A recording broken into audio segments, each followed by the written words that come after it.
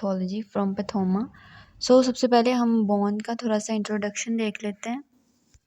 Bone का structure क्या होता है कि हमारे पास कॉम्पैक्ट बोन होती है, ठीक है, जैसे कि ये नज़र आ रहा है। कॉम्पैक्ट बोन होती है, अंदर जो है वो स्पॉन्जी बोन होती है, और जो है हमारे पास मेड्यूलरी कैविटी होती है, ठीक है, जिसमें हेमेटोपोइसिस हो रही होती है, हमारे जो हैं वो ब्लड सेल्स जो हैं उनकी सिंथेसिस हो रही होती है। देन अगर हम इसके एंड्स की बात करें तो जो हैं बोन्स के एंड्स होते हैं उनको एपिफाइसिस कहते हैं, और जो बोन का शाफ्ट होता है उसको डायाफिसिस कहते हैं, और इन दोनों के दरमियान जो एपिफिसिस और डायाफिसिस के दरमियान जो है वो हमारे पास मेटाफाइसिस होता है, ठीक है। देन ये देखेंगे हमारे पास पेरियोस्टियम होती है बोन की, कॉर्टिकल बोन है, मेडुलरी कैविटी दिखाई हुई है ये वाली, और आर्टिकुलर कार्टिलेज जिसके साथ बोन अटैच होती है, ठीक है, दूसरी बोन के साथ, उसको आर्टिकुलर कार्टिलेज कहते हैं। Then different types of cells होते हैं बोन के, ओस्टियोसाइट, ओस्टियोब्लास्ट, ओस्टियोक्लास्ट, ठीक है। जो ओस्टियोब्लास्ट होते हैं ना ये बोन फॉर्मिंग होते हैं, जो ओस्टियोक्लास्ट होते हैं ये बोन रिजॉर्बिंग होते हैं, इन्होंने बोन को डिज़ोल्व करना होता है। जो ओस्टियोजेनिक होते हैं ये स्टेम सेल्स होते हैं, और ओस्टियोसाइट्स होते हैं वो मेच्योर बोन सेल्स होते हैं, ठीक है। जो ओस्टियोक्लास्ट होते हैं ये मल्टी न्यूक्लिएटेड होते हैं, आपको नज़र आ रहा है यहाँ पे देखिए मल्टीपल न्यूक्लियाई नज़र आ रहे हैं, मल्टी न्यूक्लिएटेड जॉइंट सेल्स होते हैं, और इनका फंक्शन क्या होता है कि इन्होंने बोन को रिजॉर्व करना होता है। और बोन की रिजॉर्प्शन फिर कैसे करते हैं ये ओस्टियोक्लास्ट के, बोन की रिजॉर्प्शन के लिए एंजाइम रिक्वायर होता है ओस्टियोक्लास्ट को, कार्बोनिक एनहाइड्रेज एंजाइम, ठीक है। कार्बोनिक एनहाइड्रेज एंजाइम जो है इसको रिक्वायर होता है acidic environment for break down of bone. ये देखें ये हाइड्रोजन आयन की कंसनट्रेशन जो है वो एसिडिक आयन जो है एसिडिक एनवायरनमेंट प्रोवाइड करती है, और देन ओस्टियोक्लास्ट जो है वो बोन रिजॉर्प्शन करवाते हैं in the presence of carbonic anhydrase. Then एक हमारे पास होती हैं कार्टिलेज ग्रोथ प्लेट्स होती हैं जो कि हमारी लॉन्गिट्यूडनल लेंथ जो होती है बोन की उसको डिटरमाइन कर रही होती हैं। इन ग्रोथ प्लेट्स में ना बोन ग्रोथ प्लेट्स की वजह से जो है वो बोन ग्रो करती है, हमारी जो हाइट है ना इससे जो है वो डिटरमाइन होती है। अब इसमें जो है वो एक प्रोलिफरेशन जोन होती है, ठीक है, प्रोलिफरेटिव जोन होती है जहाँ पे कॉन्ड्रोसाइट्स आते हैं और प्रोलिफरेट करते हैं, जिसकी वजह से जो है वो लेंथ इंक्रीज़ करती है बोन की। ये हम आगे डिजीज़ में इसको पढ़ेंगे कि अगर प्रोलिफरेटिव जोन में कॉन्ड्रोसाइट्स की जो है वो प्रोलिफरेशन ना हो तो उससे क्या होता है। Then there are different types of bone formation, एक एंडोकॉन्ड्रल बोन फॉर्मेशन होती है, एक हमारे पास इंट्रामेम्ब्रेनस बोन फॉर्मेशन होती है। एंडोकॉन्ड्रल बोन फॉर्मेशन में क्या होता है कि इसमें जो है वो हाइलिन जो कार्टिलेज है ना पहले ये बनता है, हाइलिन कार्टिलेज मैट्रिक्स बनता है, देन ये रिप्लेस हो जाता है बाय मीन्स ऑफ बोन, ठीक है, और इस मैकेनिज्म में हमारे पास लॉन्ग बोन जो हैं वो ग्रो करती हैं। सेकंड जो होती है बोन फॉर्मेशन वो इंट्रामेम्ब्रेनस ओसिफिकेशन से होती है। इसमें क्या होता है कि इसमें जो है वो like in endochondral bone formation cartilage matrix नहीं बनता, इसमें जो है वो मेसेनकाइमल सेल्स जो हैं वो जो हैं उन्हीं की प्रोलिफरेशन होती है, और जो है वो ओस्टियोब्लास्ट जो हैं वो डेपोजिशन करते हैं ओस्टियाई टिश्यू की मेसेनकाइमल सरफेस पे, और देन हमारे पास जो है वो बोन फॉर्मेशन हो जाती है। मींस यहाँ पे मेम्ब्रेन्स के थ्रू जो है वो बोन जो है वो फॉर्म होगी, इसमें कोई भी जो है वो कार्टिलेज मैट्रिक्स नहीं बनेगा। अब हम इसमें देख लेते हैं कि इन दोनों में कौन कौन सी बॉन्ड्स आती हैं। इंट्रामेम्ब्रेनस ओसिफिकेशन एंड एंडोकॉन्ड्रल ओसिफिकेशन। एंडोकॉन्ड्रल ओसिफिकेशन में क्या कि हमारे पास कार्टिलेज मैट्रिक्स बनेगा, देन वो रिप्लेस हो जाएगा बाय मीन्स ऑफ बॉन्ड्स, और इससे कौन सी बॉन्ड्स बनती हैं, इससे जो है वो vertebra, long bones, pelvis, skull base, ठीक है, इससे बनती है। और इंट्रामेम्ब्रेनस ओसिफिकेशन से जो क्रेनियल वॉल्ट है ना वो वाली, मैग्जिला मैंडिबल और क्लेविकल ये वाली, ये आपने याद रखना है कि लॉन्ग बोन्स जो है ना वो एंडोकॉन्ड्रल ओसिफिकेशन से जो है वो बनती हैं। अब हम इसको बुक से रीड कर लेते हैं। सबसे पहले क्या है एकॉन्ड्रोप्लेजिया। एकॉन्ड्रोप्लेजिया क्या है, इम्पेयर्ड कार्टिलेज प्रोलिफरेशन, ठीक है, जैसे कि हमने देखा था कि ग्रोथ प्लेट में जो है वो कॉन्ड्रोसाइट्स प्रोलिफरेट कर रहे थे जिसकी वजह से जो है वो बोन जो हैं वो उनकी इलोंगेशन हो रही थी और हाई डिटर्मिनेशन हो रही थी। तो इसमें क्या होगा कि इम्पेयर्ड कार्टिलेज प्रोलिफरेशन होगी इन द कार्टिलेज प्लेट, जिसकी वजह से क्या होगा, एंड रिजल्ट क्या होगा, ड्वार्फिज्म, बच्चे जो हैं वो छोटे, उनकी हाइट छोटी होगी, और ये क्यों होता है? Due to activating mutation in fibroblast growth factor receptor 3। इसमें म्यूटेशन आ जाती है, ये ऑटोसोमल डोमिनेंट होती है। इसमें म्यूटेशन की वजह से क्या होता है कि ओवर एक्सप्रेशन हो जाता है फाइब्रोब्लास्ट ग्रोथ फैक्टर रिसेप्टर 3 का, और ये इनहिबिट कर देता है ग्रोथ को, और इम्पेयर कार्टिलेज की प्रोलिफ्रेशन होती है इन द ग्रोथ प्लेट, और रिजल्ट क्या होता है कि डवार्फिज्म, और ये एसोसिएट होती है विद इंक्रीजिंग पैटर्नल एज। अब इसके क्लिनिकल फीचर्स क्या होते हैं? एक तो शॉर्ट एक्सट्रीमिटीज़ होती हैं with normal size head and chest due to poor endochondral bone formation, ठीक है। इंट्रामेम्ब्रेनस बोन फॉर्मेशन जो है वो अफेक्टेड नहीं होती इनमें, सिर्फ एंडोकॉन्ड्रल बोन फॉर्मेशन जो है वो अफेक्टेड होती है। अब endochondral bone formation is characterised by formation of a cartilage matrix, ठीक है। हमने कहा था कि कार्टिलेज मैट्रिक्स बनता है, देन वो बोन से रिप्लेस कर देता है, और ये लॉन्ग बोन इससे डेवलप होती हैं, ठीक है। And intramembranous bone formation is characterised by formation of bone without pre-existing cartilage matrix, और इससे फ्लैट बोन स्कल और रिब केज जो है ये डेवलप होता है। अब इसमें क्यों नॉर्मल है, इसमें देखें, अब स्कल और रिब केज तो इंटरमेम्ब्रेनस बोन फॉर्मेशन होनी है ना, तो ये फिर नॉर्मल साइज़ क्या होंगे?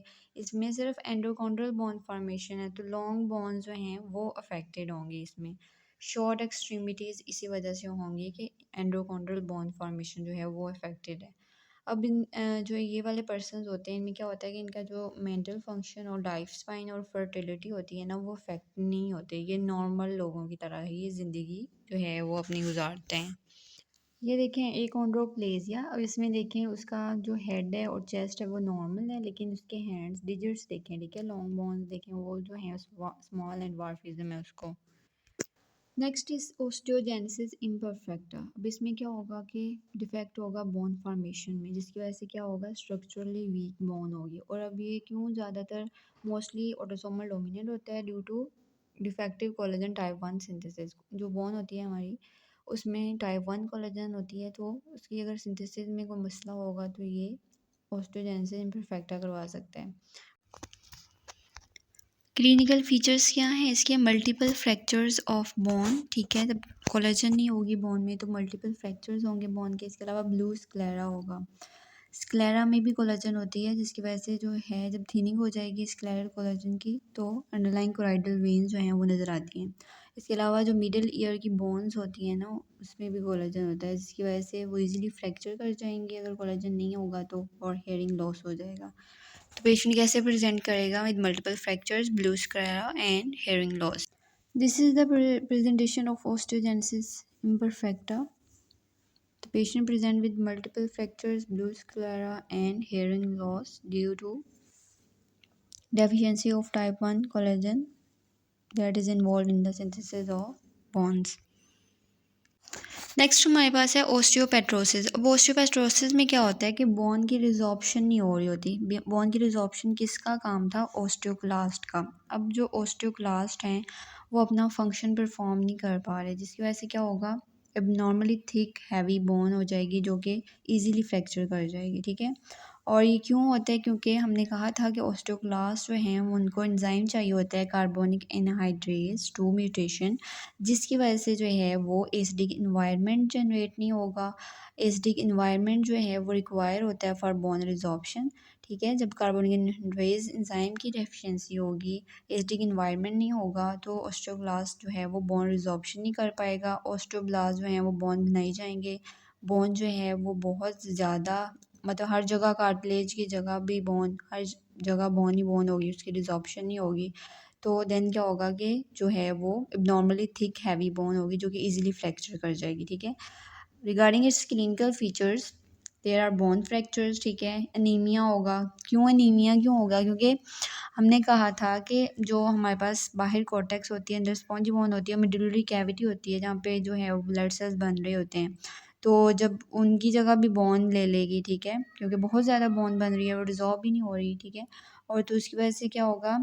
एनीमिया हो जाएगा, ब्लड सेल्स नहीं बनेंगे, आरबीसी की डेफिशिएंसी हो जाएगी, थ्रोम्बोसाइटोपिनिया होगा और ल्यूकोपिनिया होगा, ठीक है, with extra medullary haematopoiesis due to bony replacement of the marrow को भी बोन जो है वो रिप्लेस कर देगी, और इस प्रोसेस को हम माइलोथिसिक प्रोसेस कहते हैं, ठीक है। देन विजन और हियरिंग इम्पेयरमेंट होगी। क्यों? क्योंकि जो है हमारे पास बोन बहुत ज़्यादा बन गया, वो क्रेनियल नर्व्स के ऊपर जो है वो प्रेशर अप्लाई करेगी, उस वजह से जो है वो क्रेनियल नर्व्स की इन्वॉल्वमेंट की वजह से विजन और हियरिंग इम्पेयरमेंट हो सकती है। हाइड्रोसेफलस हो सकता है, ठीक है, due to narrowing of the foramen magnum, ज़ाहिर है इंक्रीज इंट्राक्रेनियल प्रेशर हो जाएगा। देन रीनल ट्यूब्यूलर एसिडोसिस हो सकती है। हमने देखा था कि जो कार्बोनिक एनहाइड्राइज जो है वो रीनल में भी इन्वॉल्व होता है, ठीक है, रीनल ट्यूबुलर सेल्स जो होते हैं वहाँ पे, मैं ये आपको दिखाती हूँ, ठीक है। देन ट्रीटमेंट इसका क्या होगा? Treatment is bone marrow transplant, ठीक है। Bone marrow transplant osteoblast are drive from monocytes, तो हमने उसका बोन मैरो ही जो है वो ट्रांसप्लांट कर देना है, ताकि जो हमारे पास ओस्टियोब्लास्ट आएँ वो अपना फंक्शन परफॉर्म करें, ठीक है, बोन की डिसॉर्प्शन करवाएं। ये देखें रीनल ट्यूबुलर सेल्स में क्या होता है कि जो कार्बोनिक एनहाइड्रेज एंजाइम होता है ना, वो क्या करता है, ब्रेक डाउन जो है वो H2CO3 की जो है कार्बोनिक एसिड की बाइकार्बोनेट आयंस और हाइड्रोजन आयंस में करवाता है, ठीक है। बाइकार्बोनेट आयन की रीअब्सॉर्प्शन हो जाती है, ठीक है, इनटू द ब्लड। अब जब ये एंजाइम नहीं होगा तो क्या होगा, ये रिब्जॉर्प्शन नहीं होगी, बाइकार्बोनेट जो हैं वो लॉस्ट हो जाएंगे इनटू द यूरिन, ठीक है।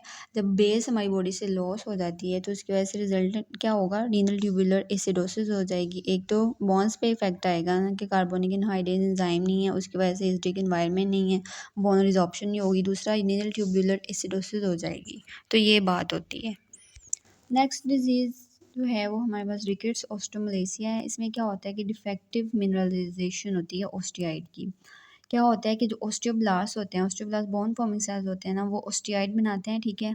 उन्होंने ओस्टियाइड जो है वो बनाया, ठीक है। देन क्या होगा कि जो कैल्शियम है और फास्फेट है वो आएगा, ठीक है, कैल्शियम और फास्फेट जो है वो आएगा और जाके इस ओस्टियाइड की क्या करेगा, मिनरलाइजेशन कर देगा, ठीक है। कैल्शियम और फास्फेट इस ओस्टियाइड की मिनरलाइजेशन कर देंगे और देन हमारे पास एक अडल्ट टाइप ऑफ बॉन्ड बन जाती है। अब ये जो कैल्शियम और फास्फेट, इसकी रेगुलेशन कौन कर रहा होता है? इसकी रेगुलेशन विटामिन डी कर रहा होता है।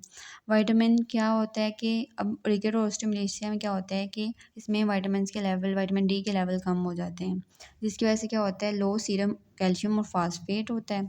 विटामिन डी नॉर्मली हमारी स्किन से ड्राइव होता है, सनलाइट से या फिर डाइट से जो है वो ये जो है वो विटामिन डी हमें मिलता है।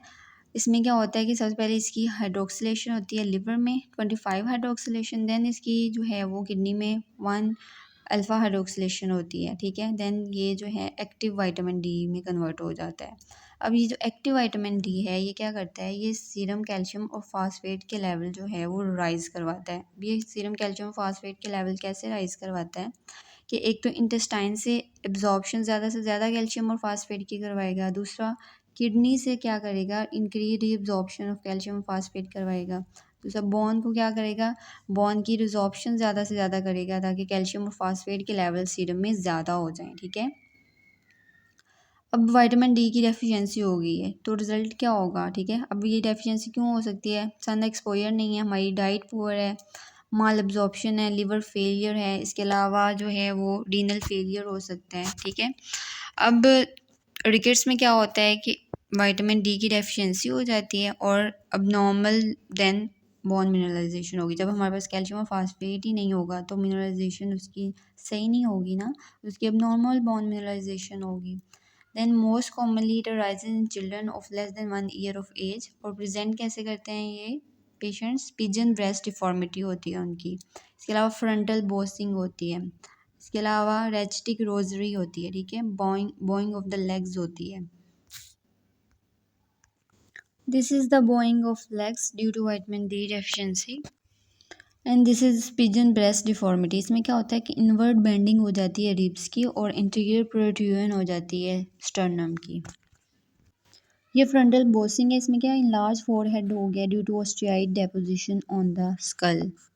दिस इज रोचिटिक रोजरी, ये क्यों होती है, ड्यू टू ऑस्टियाइड डेपोजिशन, जो हमारे पास कोस्ट्रोकॉन्ड्रल, ठीक है, कार्टिलेज और जो रिब्स होती हैं, जंक्शन होता है ना, वहाँ पे ऑस्टियाइड की डेपोजिशन हो जाती है, इसको कहते हैं रेचिटिक रोजरी पैटर्न, ठीक है। Osteomalacia is due to low vitamin D in adults. Adults में अगर विटामिन डी की डेफिशिएंसी होगी तो उसको ओस्टोमलेसिया कहते हैं, अगर चिल्ड्रन में है तो उसको रिकेट्स कहते हैं, ठीक है। और ये क्यों होती है? Due to inadequate mineralisation results in weaken bone with increase risk for fracture, ठीक है। लेबॉर्ट्री फाइंडिंग्स क्या होंगी? Serum calcium, serum phosphate levels कम होंगे क्योंकि विटामिन डी की डेफिशिएंसी है। इसके अलावा पैराथायराइड हार्मोन ज़्यादा होंगे क्योंकि जब हमारे पास सीरम कैल्शियम का लेवल लो होता है ना, तो पैराथायराइड हार्मोन का लेवल ज़्यादा हो जाता है कि वो कहता है कि सीरम जो है कैल्शियम उसको एलिवेट करो, ठीक है। और अल्कलाइन फास्फेटेज के लेवल ज़्यादा होंगे। अल्कलाइन फास्फेटेज के लेवल क्यों ज़्यादा होंगे? क्योंकि ओस्टियोब्लास्ट की एक्टिविटी जो है वो ज़्यादा होगी, वो बोन की मिनरलाइजेशन करने की कोशिश करेगा, जिसकी वजह से जो है वो अल्कलाइन फास्फेटेज के लेवल जो हैं वो ज़्यादा होंगे। नेक्स्ट हम जो है वो इंशाल्लाह नेक्स्ट पार्ट से स्टार्ट करते हैं। जज़ाकल्लाह।